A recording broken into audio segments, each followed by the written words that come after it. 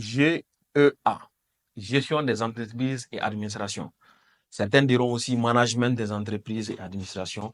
J'ai constaté aussi dans les commentaires que vous avez beaucoup signalé ce profil ou cette filière de formation dans les commentaires. Alors, très rapidement, revenons à l'essentiel. Pourquoi cette filière a été créée? C'est la première question que vous devez vous poser. Parce que si vous ne savez pas pourquoi cette filière a été créée, vous n'avez pas fait le bon choix de venir dans cette filière. Et vous allez avoir du mal à savoir comment vous comporter pour pouvoir réellement bien mener vos études et ensuite décrocher l'emploi qui vous correspond. Alors, la filière GA a été créée sur la base d'une réflexion minutieuse. Cette réflexion est que nous sommes dans un environnement très dynamique et nous avons aujourd'hui des serial entrepreneurs. Qu'est-ce que ça veut dire? Les serial entrepreneurs sont des entrepreneurs qui ont cette capacité à pouvoir développer plusieurs entreprises en même temps. Et en développant toutes ces entreprises, ils n'auront plus le temps matériel de pouvoir gérer ces entreprises comme ils le veulent. Alors, ils auront besoin forcément de personnes ayant les compétences, les capacités à gérer ces entreprises à leur place. Ce sont ces personnes-là qui doivent faire le profil gestion des entreprises et administration. Et pour que ces personnes puissent bien faire ce travail-là, ces personnes doivent comprendre qu'en devenant directeur d'une boîte, vous devez avoir un minimum de connaissances et de compétences dans tous les départements qui sont sous votre responsabilité. J'en cite.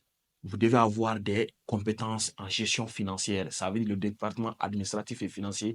Vous devez y connaître un peu. C'est la raison pour laquelle vous voyez que chez vous, toutes les matières sont importantes, en fait. Et vous faites presque ce que tout le monde fait.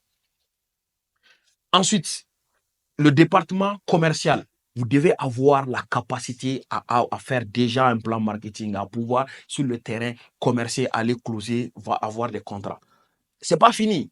Vous devez maîtriser encore aussi un peu de notions de gestion des ressources humaines, de gestion logistique et transport, de gestion opérationnelle, notamment à la conception du produit, si c'est le cas, mais également la méthodologie pour pouvoir exécuter les missions si ce sont des services que vous proposez.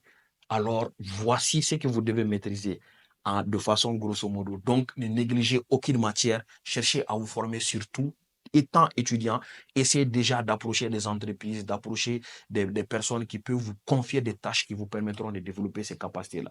Mais n'oubliez surtout pas, formez-vous au-delà de l'école. Et il y a des formations extrascolaires qu'il faut faire qui vous permettent même d'ailleurs de démontrer sur votre CV et aussi lors d'un test ou d'un entretien que vous avez plus malgré que vous venez juste d'avoir votre diplôme. Je suis Ishaka Omar Sissé, je suis le manager associé du cabinet Repère Formation, le pôle d'expertise par excellence pour bâtir une carrière d'exception. Si cette vidéo vous a plu, n'hésitez pas à liker, n'hésitez pas à me donner vos avis en commentaire. Surtout, n'hésitez pas à partager afin qu'on puisse informer le maximum de personnes et que les gens puissent saisir les opportunités qui s'offrent à nous. Et si vous êtes là pour la première fois, n'hésitez pas à vous abonner. Et on reste ensemble, on apprend et on évolue ensemble. À la prochaine vidéo.